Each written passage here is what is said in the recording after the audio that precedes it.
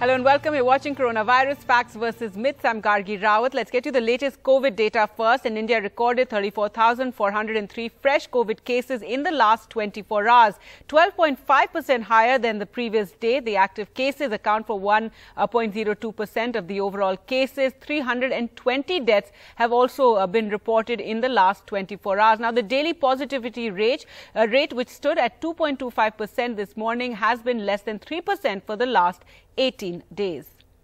And if we take a look at the worst hit states, well, Kerala leads the list still, reporting 22,182 cases, Maharashtra 3,595, Tamil Nadu 1,693, while Andhra Pradesh has reported 1,367, and Mizoram is the worst affected in the northeast with 1,121 cases being reported.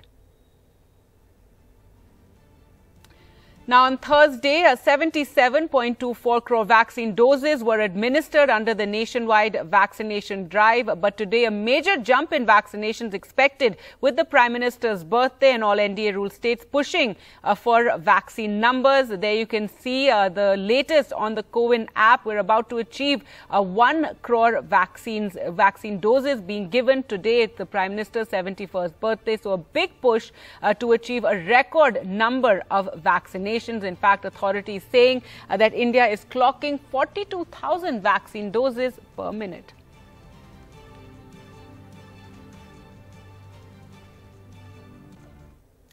Now, a new post-COVID complication has emerged. Another serious post-COVID complication is being seen in patients who have recovered from the COVID virus. Many patients recovering from COVID are now coming up with problems like gangrene in the gallbladder.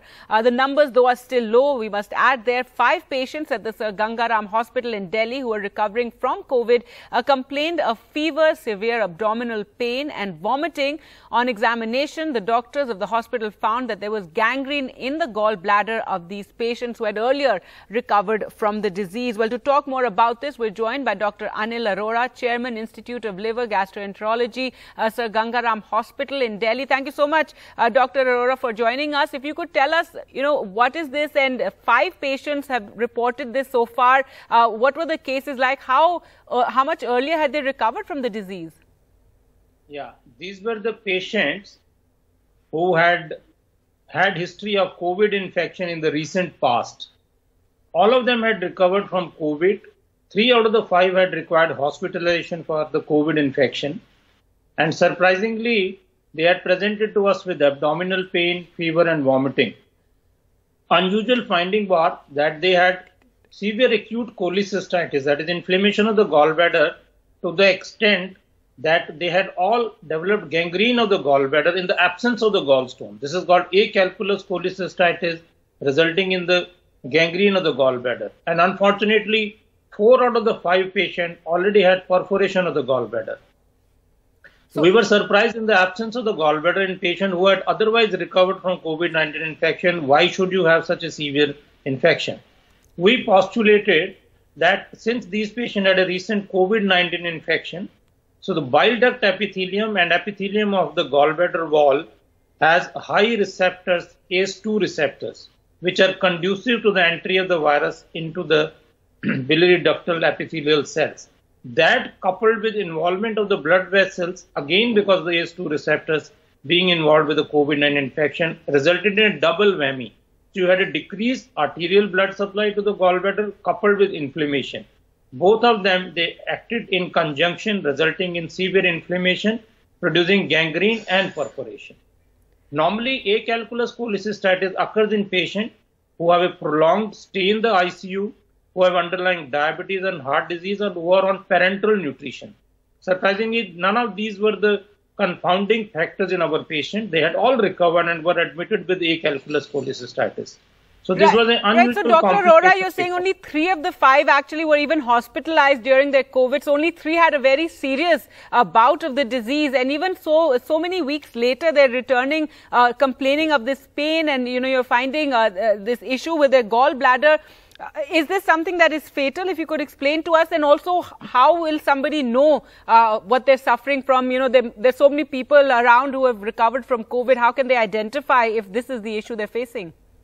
Yeah, we believe that it was a dysregulated immune response to the biliary ductal epithelium and the endothelium of the cystic artery which was supplying the gallbladder. A combination of the two had resulted in this problem.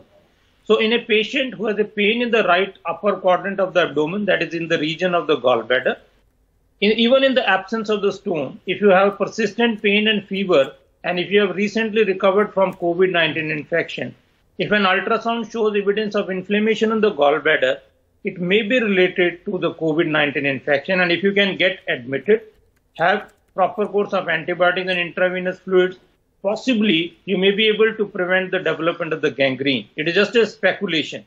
The only way to confirm the relationship between the COVID and the gallbladder disease is you prove the presence of the COVID-19 antigens or the viral components into the gallbladder epithelium. But our patient had evidence of coagulopathy as well as a severe inflammation involving the ductal epithelium as well as the blood vessels, which could have resulted in this.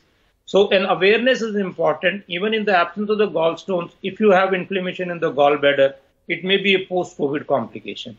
Right, doctor. And is this something that could be fatal? And, there's so much that's emerging from this particular disease of how it's affecting different organs. Earlier, India also had all those cases of black fungal infection and the most seen anywhere in the world. And now these sort of cases also emerging. Yeah, you see, if you look at the black fungus, we reported from Sir Gangaram Hospital presence of the white fungus, black fungus, cytomegalovirus and liver abscesses as complications of the COVID-19 infection. Now, coming to the black fungus, India is the hub of the black fungus otherwise also. And whenever you have a compromised immunity occurring because of the COVID-19 infection and the therapy given thereof, so these are the two factors which could have resulted in a spate of black fungus infection which had come to Gangaram Hospital. If you look at the trajectory, maximum cases had occurred within 2 to 4 weeks of the onset of the second perfidious wave of COVID-19. Now the number is dwindling.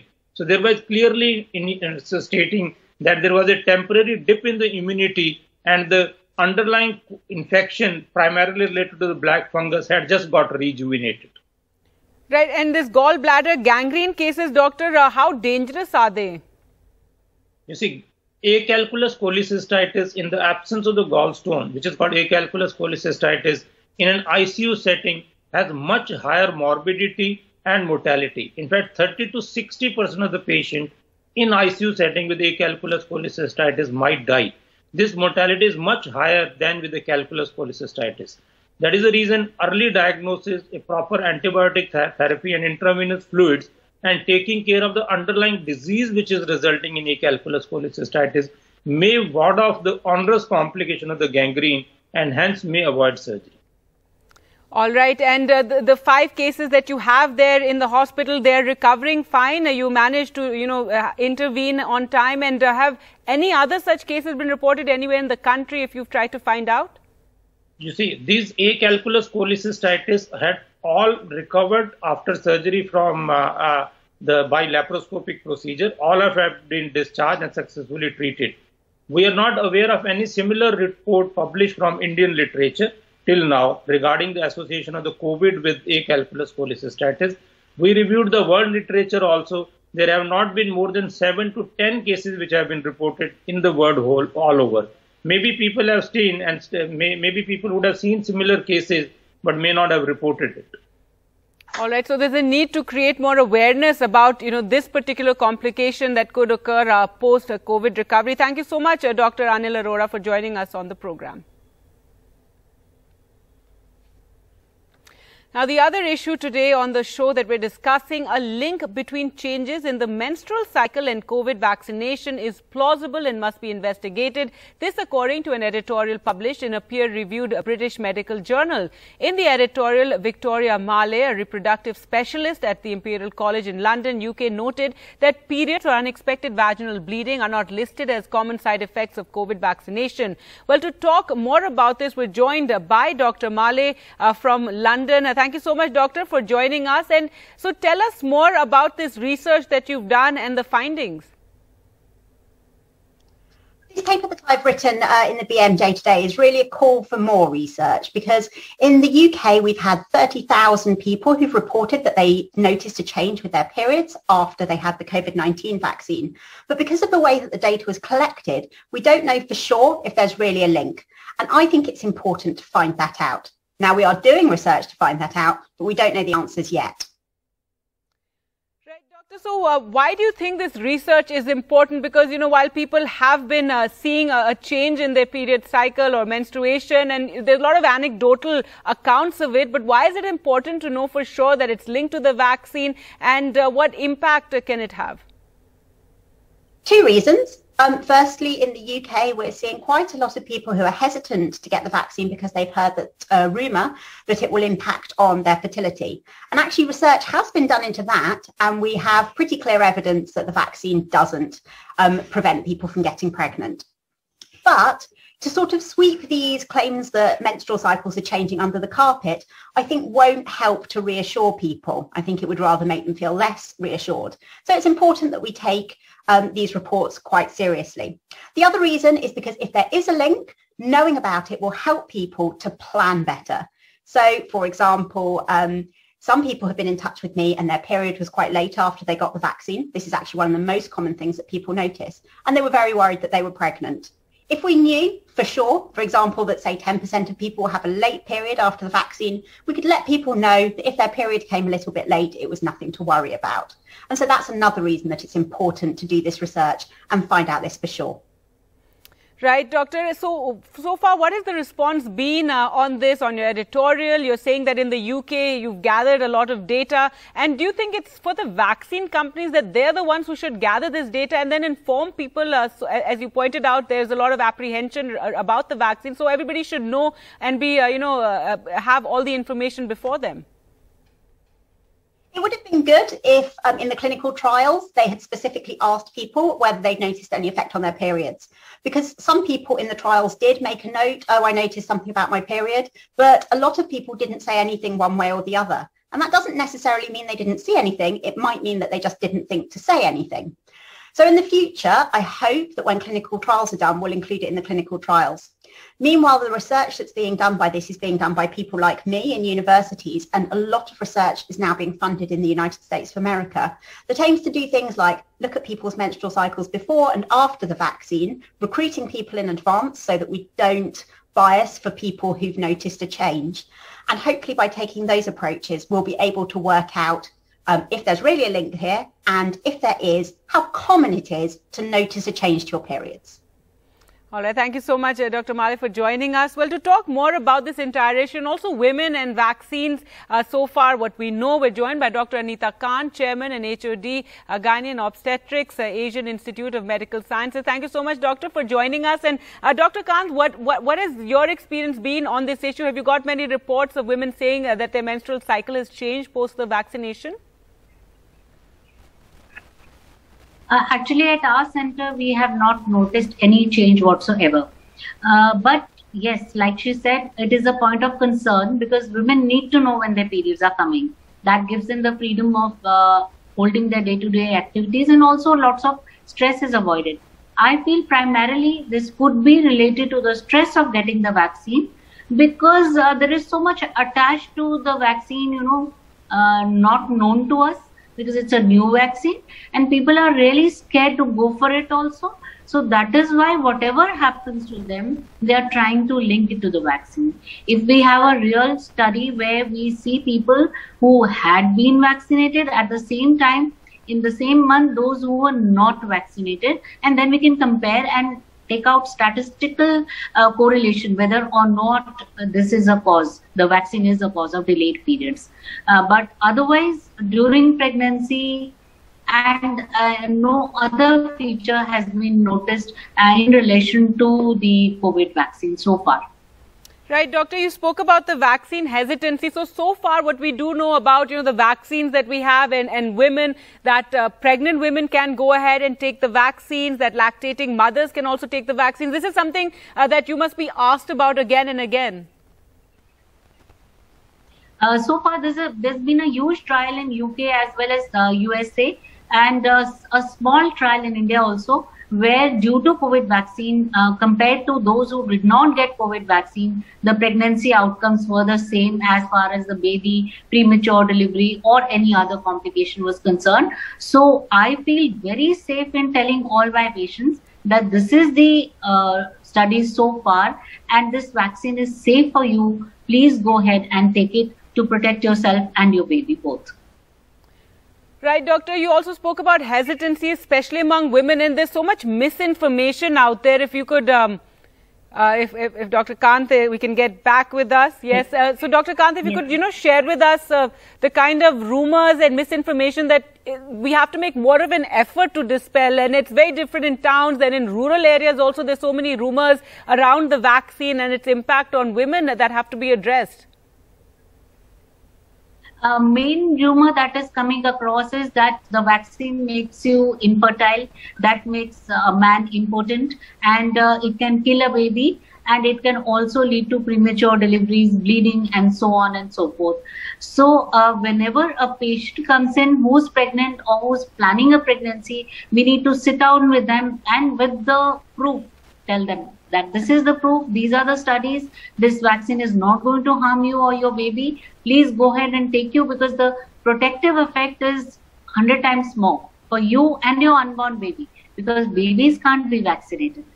So it's you who will be giving some amount of antibodies that you make in your body to your baby to protect that baby. So this has to be just spread by us doctors to whoever comes across to us, who asks us and who comes for a checkup. And I think slowly we can build up the confidence.